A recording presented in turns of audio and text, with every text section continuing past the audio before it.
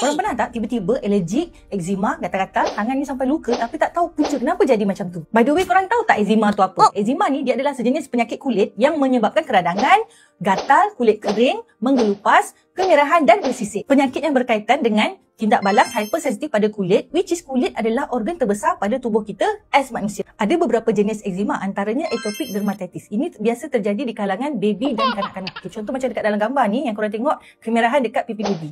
Okey, yang ni pula adalah dyshydratic eczema. Mostly dia berlaku dekat tangan dengan dekat kaki yang jenis melepuh-lepuh tu. Okey, yang ni pula nomular eczema. Sejenis yang bulat-bulat macam duit shilling dekat tangan tu. Mesti korang pernah tengok kan? This one seborrheic dermatitis yang mana dia cuma berlaku pada kelenjar peluh, especially di kulit kepala, muka dan belakang badan. Last one, contact dermatitis. Yang ni pula dia berlaku bila kita sentuh bahan pencetus seperti alkohol ke, bleach ke, bahan dalam logam, kosmetik, skincare yang mana dia akan menyebabkan keradangan pada kulit kita.